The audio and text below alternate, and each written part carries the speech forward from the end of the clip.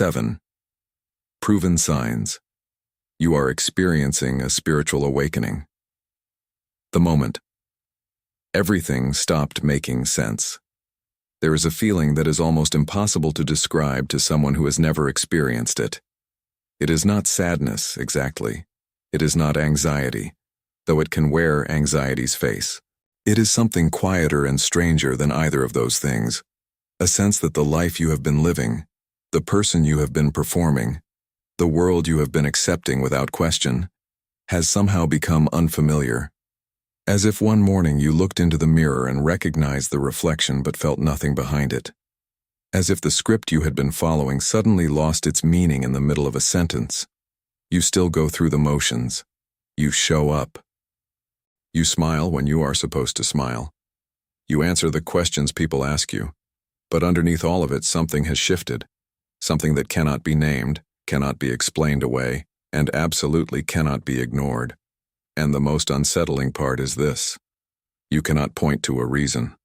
Nothing catastrophic happened. Nothing obvious broke. And yet, everything feels different. Most people, when they reach this moment, assume something is wrong with them. They go looking for a diagnosis, a distraction, a reason to explain the restlessness.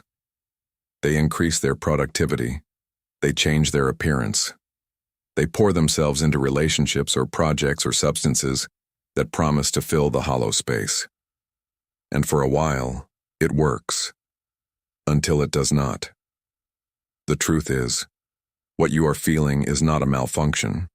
It is not depression, though it can look like it from the outside. It is not a midlife crisis or a bad week or a chemical imbalance that needs to be corrected. What you are feeling is the first tremor of something vast and irreversible, moving through the deepest layer of who you are.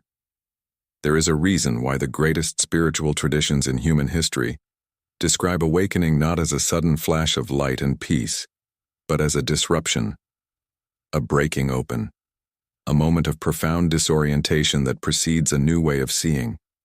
The mystics called it many things. Psychologists today use different language, but they are all pointing to the same experience, the moment the soul stops sleeping. And that is exactly what is happening to you, not to someone else, not to the enlightened few who meditate in silence and live in mountains. To you, in your ordinary life with your ordinary confusion, carrying the weight of everything you have been through and everything you cannot yet understand. What follows in this video is not a list of affirmations. It is not a self-help formula.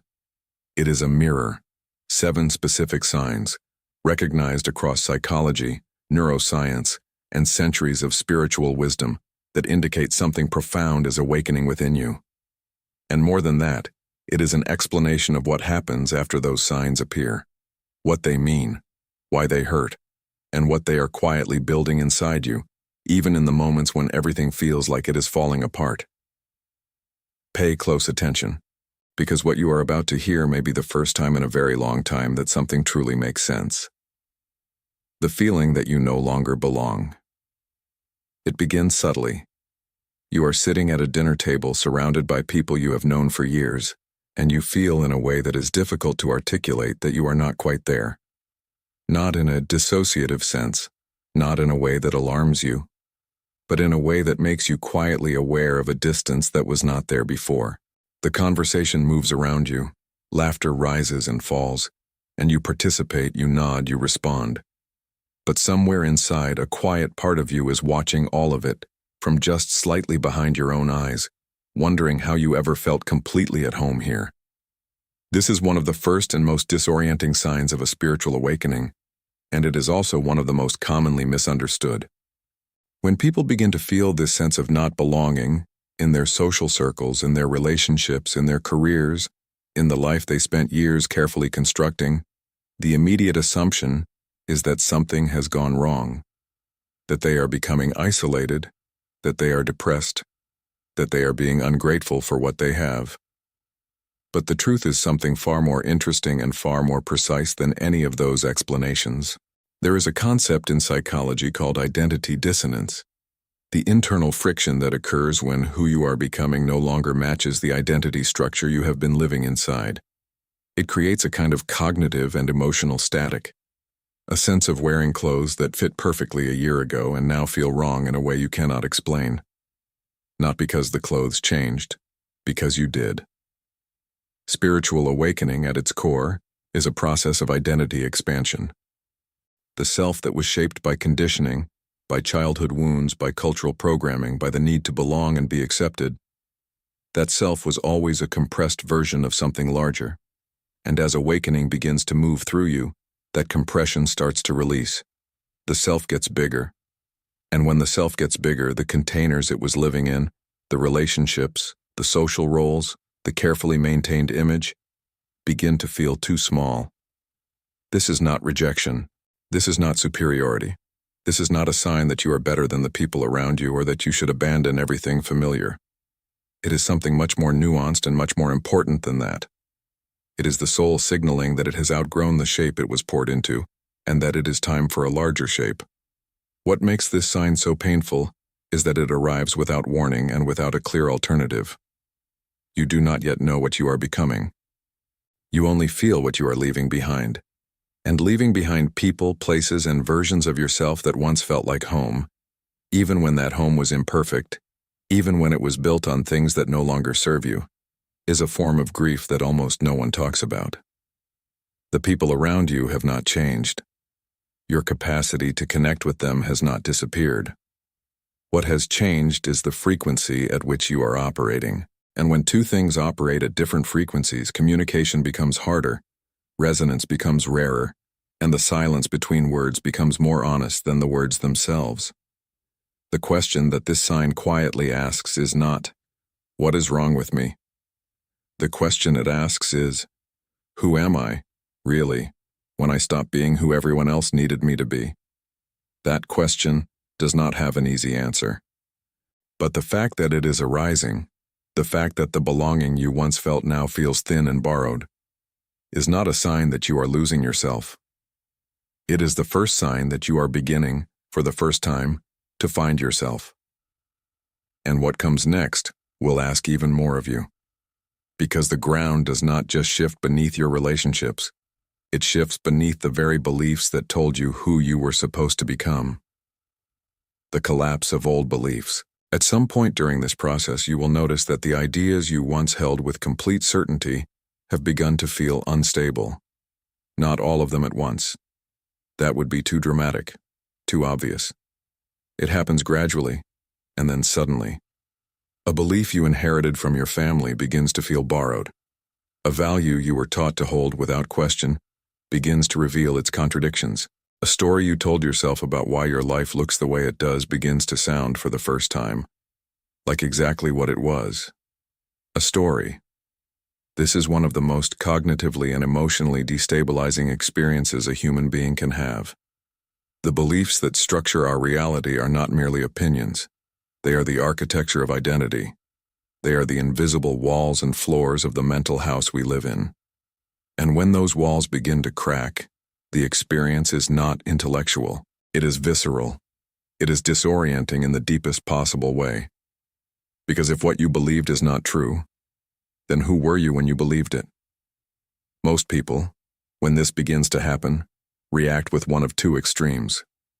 Some cling harder, doubling down on the old frameworks, defending them more aggressively, surrounding themselves with people who confirm what they already think, because the alternative is too destabilizing to face. Others swing in the opposite direction, abandoning everything with a kind of chaotic liberation, burning down what no longer fits without yet having something to replace it with. Neither of these is the path. And awakening, when it is genuine, does not take you to either extreme. It takes you somewhere more uncomfortable and more honest, into the space between certainty and confusion, where real discernment begins. There is a psychological process called deconstruction, the careful, often painful dismantling of inherited mental frameworks so that something more authentic can be built in their place. In spiritual terms, this is sometimes described as the dissolution of the conditioned mind. In both framings, the experience is the same. The maps you were given to navigate reality stop matching the territory of your actual experience. And that mismatch, between the world as you were taught to see it and the world as you are actually experiencing it, is not a sign of confusion. It is a sign of growing perception. You are seeing more than you could before. And what you are seeing does not always fit inside the containers you were handed. The grief of this process is real and should not be minimized. There is something profoundly sad about releasing beliefs that once gave you comfort, even when that comfort was built on a foundation that was never truly solid. To let go of a worldview is to let go of a version of yourself. It is to acknowledge that the person who held those beliefs so tightly, who needed them, who was protected by them, that person is in the process of transformation. And transformation always involves a kind of loss before it becomes a gain. But here's the truth that very few people are told when they are in the middle of this collapse. The beliefs that are dissolving were never fully yours to begin with. They were handed to you before you were old enough to question them. Installed by culture, by religion, by family, by trauma, by the accumulation of other people's fears and other people's certainties. And for a long time you carried them, because you did not know you had a choice. The collapse of old beliefs is not the end of meaning. It is the beginning of meaning that is chosen rather than inherited. It is the invitation to ask, perhaps for the first time in your life, what do I actually believe? When no one is watching, when no one is judging, when the only voice in the room is my own. That is one of the most terrifying and most liberating questions a human being can face. And if you are standing at the edge of it right now, unsure of what to hold and what to release, know that the uncertainty itself is not a problem to be solved. It is the opening through which something real is about to enter. Because the next sign does not live in the mind. It lives in the body, in the nervous system, in the raw and unfiltered surface of your emotional world. Heightened sensitivity and emotional overwhelm. You feel things more than you used to, not just emotionally, physically. Spaces that never bothered you before now feel heavy or charged. Conversations that once rolled off your back now seem to leave residue. You walk into a crowded room and feel, almost immediately, a kind of pressure that is difficult to explain. Not panic exactly, but a sharp awareness of every emotional current in the space, as if your nervous system is picking up signals it was not designed or not yet accustomed to receive. News that you once consumed without much reaction now causes a physical response. You feel the weight of other people's suffering more personally, more directly. You absorb the moods of people around you in a way that sometimes makes it difficult to locate where their emotional state ends and yours begins. And because this happens in a culture that does not teach people how to navigate this kind of sensitivity, the most common response, from others, and sometimes from yourself, is to pathologize it. Too emotional, too sensitive, too intense. These are phrases people like you have been hearing for most of your life, and for a long time, you may have believed them, may have spent years trying to harden yourself to become less reactive, to match the emotional temperature of people around you who seemed unbothered by things that moved you deeply. And yet, no matter how many times you tried to close the aperture of your feeling, it opened again. The truth is that what is happening in your nervous system during a spiritual awakening is not dysfunction. It is expansion. The energetic and emotional sensitivity that intensifies during this process is not a weakness to be corrected. It is a form of perception that is becoming more refined, more accurate, more honest. There is neurological research that points to a phenomenon known as sensory processing sensitivity, a trait found in a significant portion of the population, characterized by deeper processing of information, both emotional and physical. People with this trait experience the world with a different level of granularity. They pick up on subtleties others miss. They are affected more deeply by beauty, by cruelty, by music, by silence. And during periods of intense psychological or spiritual growth, this sensitivity amplifies. But beyond the neuroscience, there is something happening at a level that science has only begun to articulate. As the false self begins to dissolve during awakening, the emotional armor that was built to protect it also begins to loosen. The walls that were constructed, often in childhood, to keep certain feelings out, the walls of numbness, of detachment, of constant mental activity, begin to thin. And what rushes in through the thinning walls is not chaos. It is feeling, real, unfiltered, unmanaged feeling. This can be overwhelming, particularly if you have spent years, perhaps your entire life, operating from a place of emotional control, keeping things neat, keeping things rational, keeping the harder feelings at a safe distance. When that distance begins to collapse during awakening, the experience can feel like losing a grip on something important. But what is actually happening is that you are coming into contact with yourself at a level that most people never reach. The overwhelm is real. The exhaustion is real. The need to retreat, to rest, to limit your exposure to certain people and environments is not weakness, it is wisdom. The awakening body and nervous system require more quiet, more stillness, more space than they did before. This is not avoidance. It is calibration. What your heightened sensitivity is pointing toward is not a problem that needs managing. It is an intelligence that needs honoring. Because beneath the overwhelm, beneath the rawness, beneath the feeling of being too much for a world that wants you to feel less, beneath all of that, something extraordinary is developing. A capacity to perceive, to understand, to feel the world at a depth that most people will spend their entire lives never accessing. And it is that same capacity, that hunger to understand, to go deeper, to find the meaning beneath the surface of everything, that drives the next sign, relentlessly, sometimes exhaustingly, forward. The obsessive search for meaning. At some point, ordinary life stops being enough.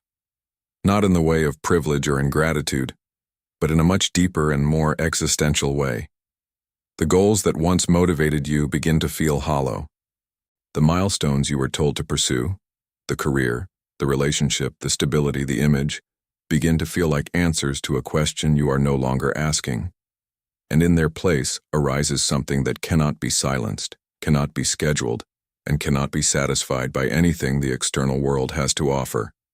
It is a hunger, a relentless, sometimes exhausting need to understand why you are here, what any of this means, what lies beneath the surface of the life you have been living, why certain experiences have shaped you the way they have, why you feel what you feel, why some mornings carry a weight that has no name, and why some moments of beauty feel like a grief you cannot explain.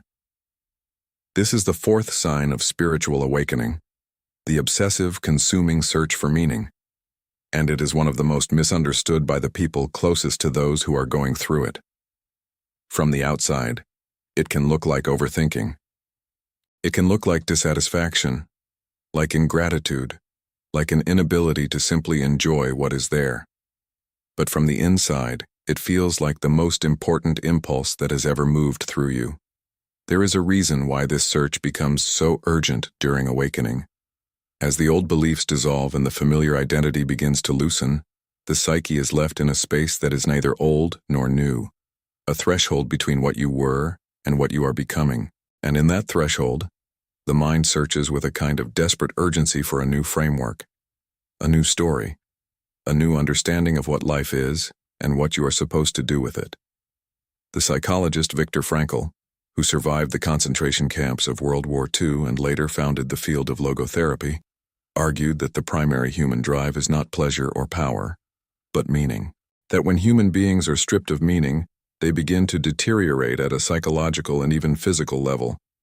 And that the search for meaning, however painful, however circuitous, is never a sign of something broken. It is the most fundamentally human thing a person can do. During awakening, this search becomes almost compulsive. You find yourself drawn to books you would never have picked up before, to conversations that go deeper than surface pleasantries, to questions that have no clean answers but that feel more urgent than any question with a neat solution. You develop an almost allergic reaction to superficiality, to conversations that skim, to relationships that never go below a certain depth, to a life that is full of noise but empty of meaning.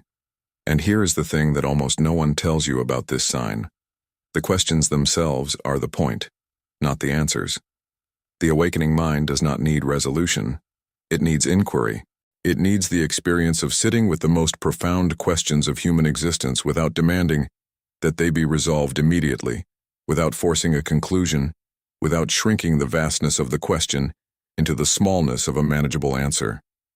Most people are taught from childhood that questions are problems, that uncertainty is dangerous, that not knowing is a failure.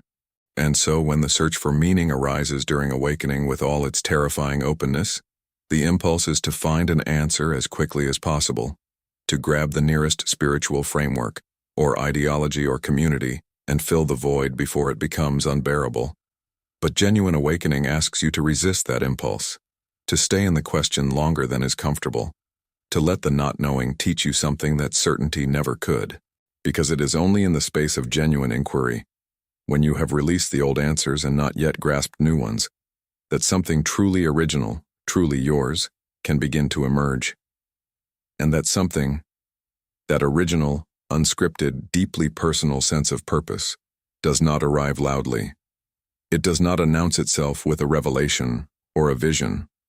It arrives in the quiet, which is precisely why the next sign asks you to stop running from the silence and start learning to live inside it. Solitude becomes a need, not a punishment. You start needing to be alone in a way that surprises you, not because you dislike people. In fact, you may care about them more deeply than ever, but because the noise of the world, the constant presence of others, the relentless social performance that everyday life requires, all of it begins to cost more than it used to. The energy it takes to be around groups, to maintain the social version of yourself, to navigate environments charged with the unspoken emotions and unresolved tensions of everyone in them.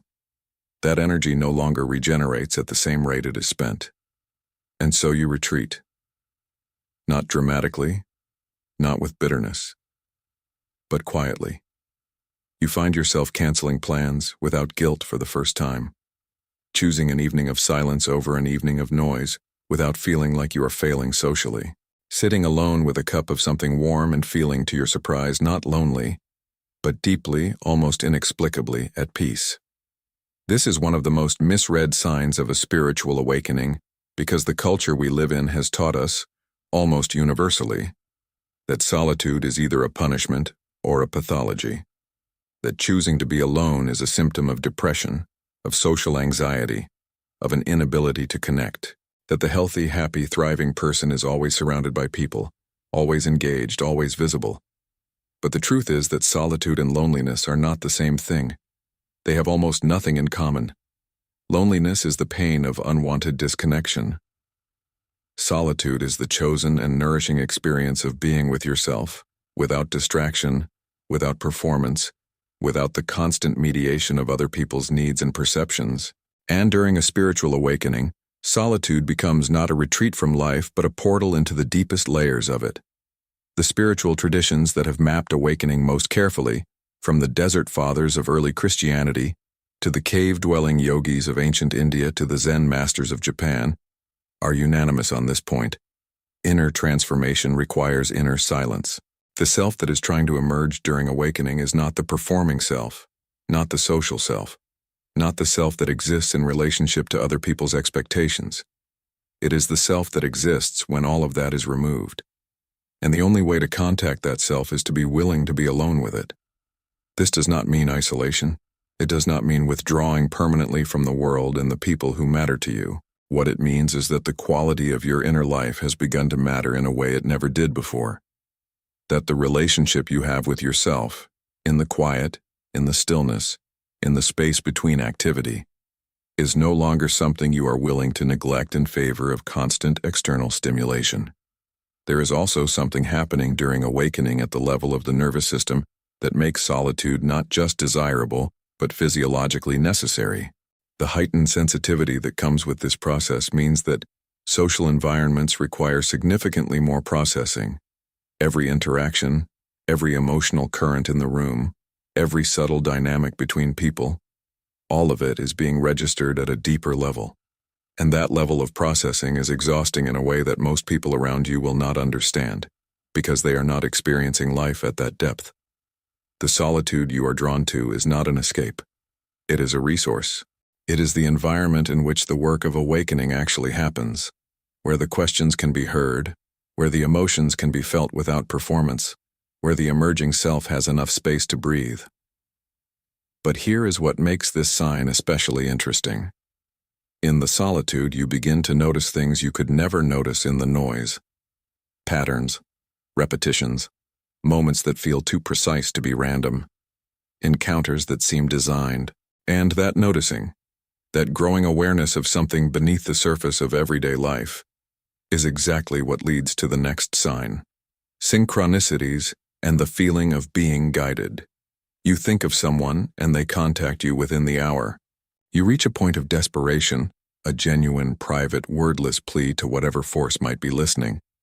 And the next day, a book falls from a shelf, or a stranger says exactly the thing you needed to hear, or you turn on a video and the first sentence is the answer to the question you did not even know how to ask. You notice the same number appearing in unrelated places, at moments that carry a particular emotional charge. You make a decision uncertain and afraid, and the universe seems to arrange itself, subtly but unmistakably, in a way that suggests you are moving in the right direction. Most people dismiss these experiences when they first begin to occur. They attribute them to coincidence, to pattern recognition, to a brain that is wired to find meaning even in randomness. And that explanation is worth taking seriously. The human mind is indeed a meaning-making machine, and confirmation bias is real and well documented. But here is what that explanation fails to account for: the timing, the specificity, the way these moments seem to arrive not randomly but precisely, at the edges of your most private questions, at the thresholds of your most important decisions, in the silences between one version of yourself and the next, the way they feel in the body and in the gut, not like coincidences but like communications. Carl Jung, one of the most important psychologists in the history of the field, spent decades studying and documenting what he called synchronicity, the meaningful coincidence of events that have no causal relationship but carry an unmistakable significance.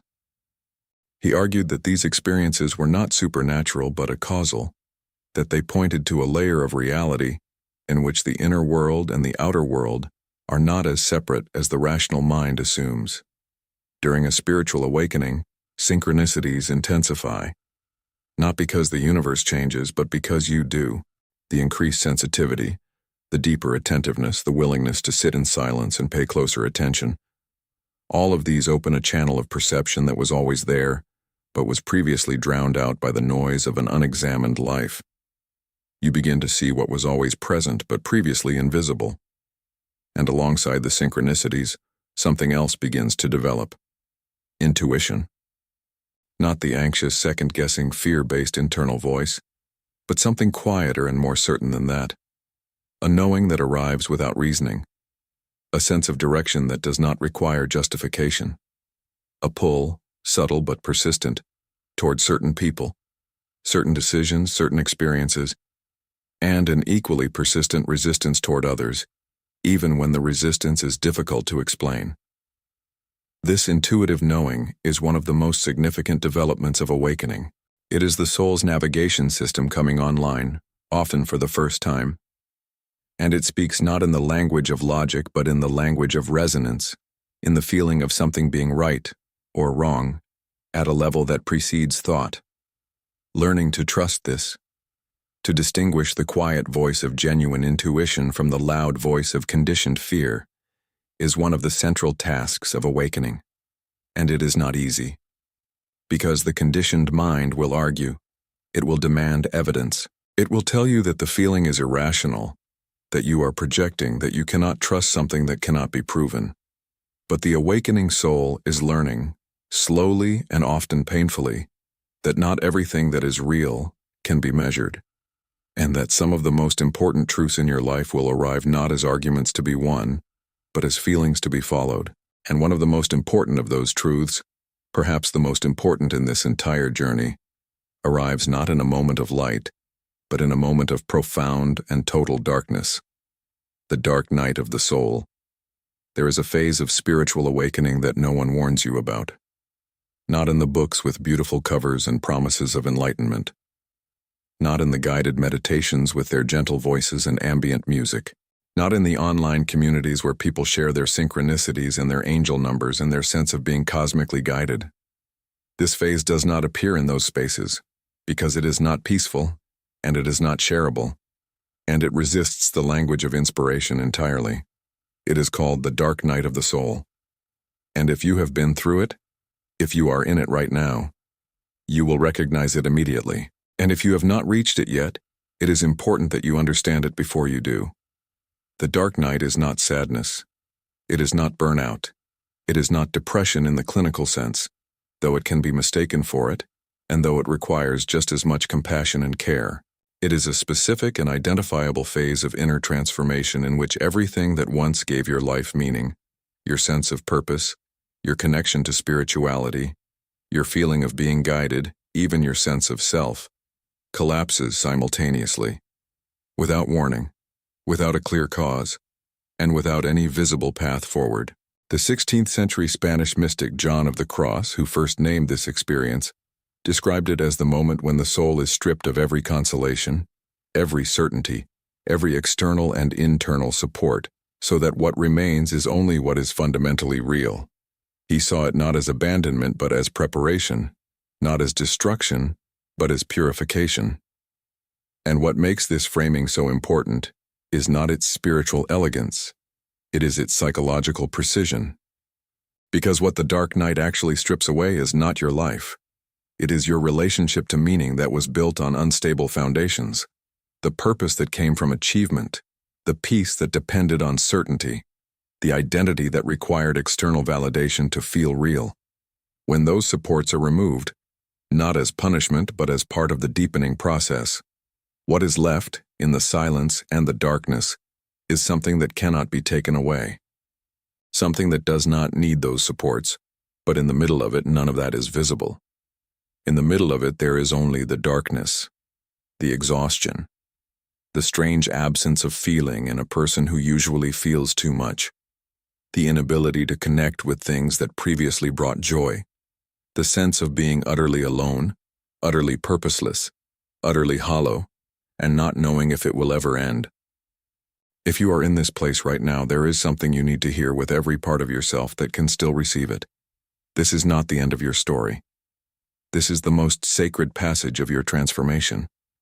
Every tradition that has mapped the inner life, Christian mysticism, Sufi poetry, Buddhist teaching, Jungian depth psychology, recognizes this phase as not just normal, but necessary, as the passage through which the soul must travel in order to emerge into something that cannot be reached any other way.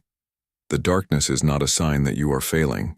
It is a sign that you are being transformed at a level so deep that nothing on the surface of your life can adequately reflect it yet. And here is the question that the dark night quietly places at the center of your experience. What happens to a person when everything they thought was holding them together is removed? What is left when the identity, the beliefs, the sense of purpose, the feeling of being guided? What is left when all of that goes quiet? What remains is you. And what you are about to discover is that you are more than any of the things that were taken away. Why awakening feels like breaking. By the time most people reach this point in the journey, they have asked some version of the same question. They have asked it in the middle of the night, in moments of exhaustion so deep that it goes beyond tiredness. They have asked it in the quiet of a room that once felt familiar and now feels like a foreign country. They have asked it in the space between who they used to be and who they have not yet become. The question is this: why does something that is supposed to be good feel so much like falling apart? It is the most honest question you can ask during this process, and it deserves an honest answer. Not a spiritual bypass. Not a reassurance designed to make the discomfort easier to tolerate. A real answer. One that acknowledges both the depth of the pain and the intelligence behind it. Here's the truth. Awakening does not feel like breaking because something is going wrong. It feels like breaking because something very specific is ending. And that thing, the thing that is ending, is not you. It is the structure that was built around you. The psychological scaffolding erected, often in childhood, to help a young and vulnerable self navigate a world that was sometimes unsafe, sometimes unpredictable, sometimes painful. The defenses, the patterns, the ways of being that were once protective and have become, over time, a prison. In psychology, This structure is sometimes called the false self, the personality that develops not from authentic expression, but from adaptation, from the need to be loved, from the need to be safe, from the accumulated learning of what is acceptable to feel, to say, to want, to be. Most people live their entire lives inside this structure without ever questioning it, because it works, at a certain level, within certain limits. It keeps you functional. It keeps you accepted. It keeps the more difficult truths at a distance. But the soul does not want to be kept at a distance. And at a certain point, sometimes triggered by a loss, a crisis, a relationship that cracked something open, or simply by the natural maturation of the inner life, the soul begins to push against the walls of the false self with an urgency that cannot be contained, and that pressure, that pushing from the inside against structures that were never designed to contain something so vast, that is what awakening feels like from the inside. That is why it feels like breaking. You are not breaking. The container is. There is a physiological dimension to this that is worth understanding.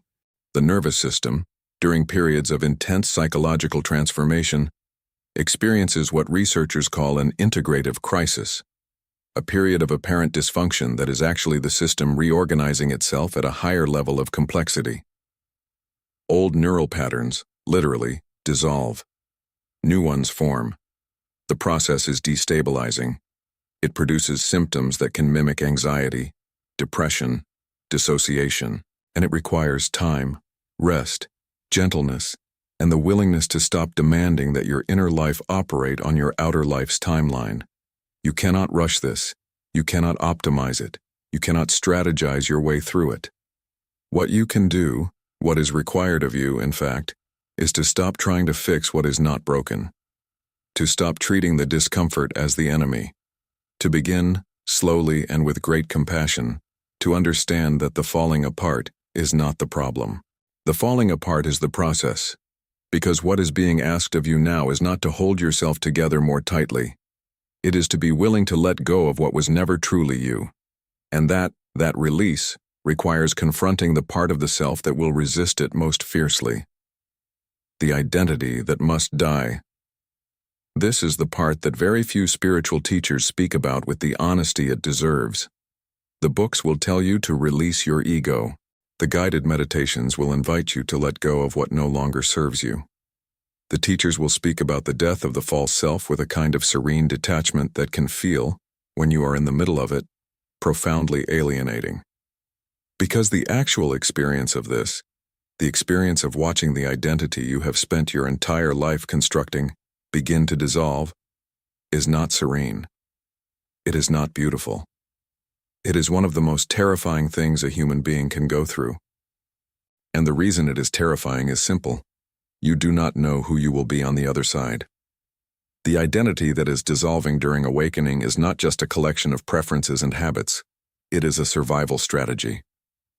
It was built, often in childhood, from specific and deeply personal materials. The lessons you learned about what it means to be loved, the roles you were assigned in your family system, the wounds that taught you to be careful, the gifts that were celebrated, and the parts of you that were not. That identity kept you safe. It helped you navigate. It earned you belonging and approval and a sense of continuity across time. To release it is not a small thing. To release it feels like a kind of death, because in a very real sense it is. Not physical death, not the death of the person, but the death of a particular story, the story of who you had to be. In Jungian psychology, this process is described as the dissolution of the persona, the mask that forms at the boundary between the inner self and the outer world. The persona is not inherently false. It serves real functions, but when it becomes so rigid, so defended, so primary, that the authentic self beneath it can no longer breathe, then it must be released. Not destroyed with force, but released with understanding, with the recognition that it served you and that you are now being asked to move beyond it. What makes this release so difficult is that the identity does not want to die. The ego, by its very nature, is a self-preserving structure. It will argue. It will create fear. It will tell you that without the story of who you have been, there is only emptiness. It will make you believe that the loss of certainty means the loss of self. And because its voice sounds so much like your own, distinguishing it from genuine inner wisdom is one of the most subtle and important skills of the entire awakening process. Here is what no one tells you. The parts of you that resist the most are not your enemy. They are the most frightened parts of you. The parts that were hurt the most deeply. The parts that built the walls because they needed to, because they did not know another way. And what they need, as you move through this dissolution, is not force, not judgment, not the demand that they disappear more quickly. What they need is compassion. The same compassion you would extend to a frightened child who has been trying to keep you safe for decades and does not yet know that you have grown strong enough to face the world without the armor. The identity that is dying built everything it built out of love, in the only way it knew how. Letting it go is not betrayal. It is gratitude.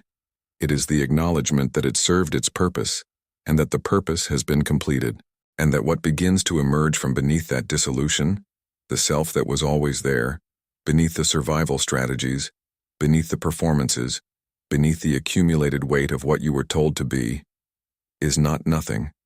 It is everything. And it does not arrive loudly. It does not announce itself with revelation or drama. It arrives in the quiet that follows the storm, in the stillness after the long effort of holding on, in the surprising peace of a morning when, for the first time in longer than you can remember, you feel something you had almost forgotten how to feel. The quiet power that begins to emerge. There is a moment, and if you have been through even a portion of what has been described in this video, you may have already glimpsed it, when the exhaustion of fighting your own transformation begins to lift, not all at once, not with the dramatic clarity of a revelation, but quietly, the way the sky lightens before sunrise, before the sun itself is visible, in that particular quality of light that is neither night nor day. Something shifts, and what shifts is not your circumstances. What shifts is your relationship to them. You begin to notice that certain things that used to trigger you no longer reach the same depth, not because you have suppressed them, not because you have become numb, but because something in you has become more rooted, more spacious. You can feel the old emotional patterns arise, recognize them, and remain present without being consumed by them. You can sit with discomfort without immediately needing to resolve it. You can tolerate uncertainty without spiraling. You can hold contradiction without needing to collapse it into a simple answer. This is not emotional blunting. This is not spiritual bypassing. This is the first evidence of genuine inner authority, the quiet, unperformative, deeply personal power that begins to emerge once the false self has loosened its grip. And it is unlike any form of strength you have cultivated before. It does not require proving. It does not require the validation of others.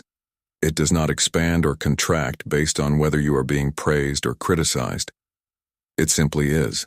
The psychologist Abraham Maslow, in his research on peak experiences and human potential, described a state he called being cognition, a mode of perception that arises when the defenses of the ego are temporarily suspended, characterized by a quality of clarity, compassion, and acceptance that is markedly different from ordinary consciousness.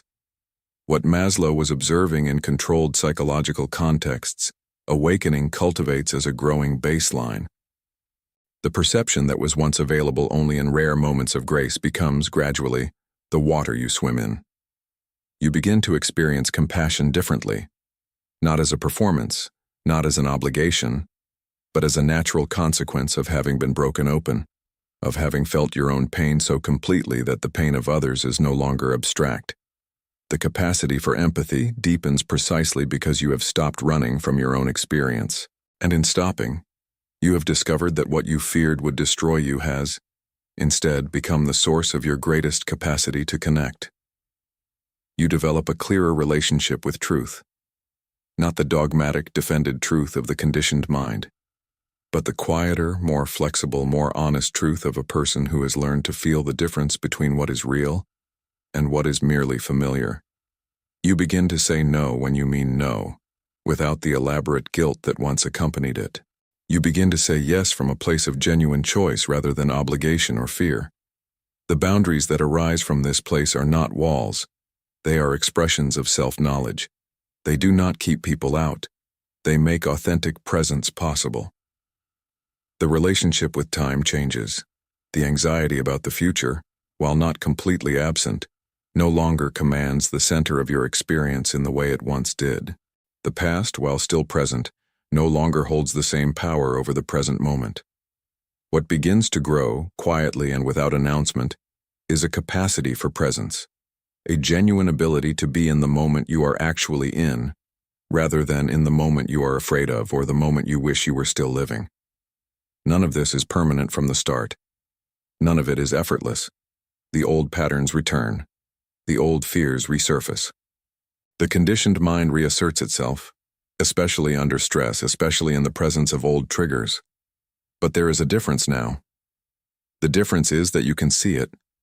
You can name what is happening. And the distance between the arising of the pattern and your identification with it, that distance, that fraction of conscious awareness, is everything. It is the entire territory of transformation. This quiet power does not make you invulnerable. It does not promise a life without pain. What it does is something more valuable than immunity. It gives you a stable center from which to experience everything, including the hardest things, including the things that still wait for you in the unwritten chapters of your life. And it arrives precisely because of where you have been, not despite it. You were never lost. You were always becoming. There is a story you have been telling yourself, perhaps for years, perhaps for most of your life, a story in which the sensitivity was a problem, in which the not belonging was a failure, in which the confusion and the darkness and the collapse of everything you thought you were signs that something had gone deeply, fundamentally wrong with you, a story in which you were behind, broken, too much, not enough, out of step with a world that seemed to move with an ease that you could never quite replicate. That story was never true. And it is time, finally, to set it down. Everything you have moved through, every sign explored in this video, was not evidence of disorder. It was evidence of depth. Every moment of disorientation, every belief that crumbled, every relationship that no longer fit, every dark night that took something from you that you did not yet know you were better without. All of it was movement. All of it was the process of something true pushing through the accumulated layers of something borrowed. The feeling that you do not belong was not rejection. It was your soul refusing to be contained by a life that was built for someone smaller than you. The collapse of old beliefs was not loss. It was the deconstruction of inherited limitations making room for a perspective that is genuinely yours. The sensitivity that exhausted you was not weakness. It was perception, a capacity for depth and resonance and understanding that most people will spend their lives searching for and never finding. The solitude you needed was not isolation. It was the only environment in which the truest parts of you could be heard. The synchronicities that found you were not accidents. They were the outer world reflecting back the inner work, the universe meeting your attention with its own. The dark night of the soul was not abandonment. It was the most sacred fire there is, burning away everything that was not essential so that what remained could never be taken from you again. And the breaking, the long, exhausting, disorienting experience of feeling like you were falling apart, was never falling apart. It was the breaking open of a container too small for what you were becoming. You were never lost. You were in the process of being found. And there is an enormous difference between those two things. What spiritual awakening ultimately reveals is not a new identity to replace the old one. It is not an upgraded version of the performing self, better equipped for the same game. What it reveals is something prior to all of that, something that was present before the conditioning, before the wounds, before the accumulated weight of other people's expectations shaped you into a form that was functional but not free. It reveals the self that does not need to earn its worth, the self that exists fully before it does anything, achieves anything, becomes anything. That self has been there the entire time, under all of it, patient, waiting. Not for you to become more, but for you to stop believing you are less. The journey you are on does not end with this video. It does not end with a realization, or a meditation, or a moment of clarity, however profound. It continues as it always has in the daily texture of your life, in the choices you make from this new center, in the relationships you build with the understanding that has been earned, in the moments of darkness that will still come and that you will now be able to meet with something you did not have before. The signs you recognize in yourself, the sensitivity, the searching, the solitude, the darkness, the dissolution, the emerging quiet power. These are not the signs of someone struggling. They are the signs of someone awake. Someone who has had the extraordinary and often painful privilege of being pulled out of the unconscious life and into the examined one. Someone who has looked at the deepest parts of themselves and, rather than turning away, has had the courage to keep looking. That is not ordinary. That is not something most people will ever choose. And it is not something that should be minimized, managed, or apologized for. Your awakening is not a detour from your life. It is your life, the truest, most essential version of it, finally beginning. The moment you stop trying to become like everyone else and start becoming who you truly are, everything changes, not all at once, not without difficulty, but in a direction that is unmistakably, undeniably yours. You were never broken. You were always becoming. And what you are becoming is more than you have ever allowed yourself to imagine.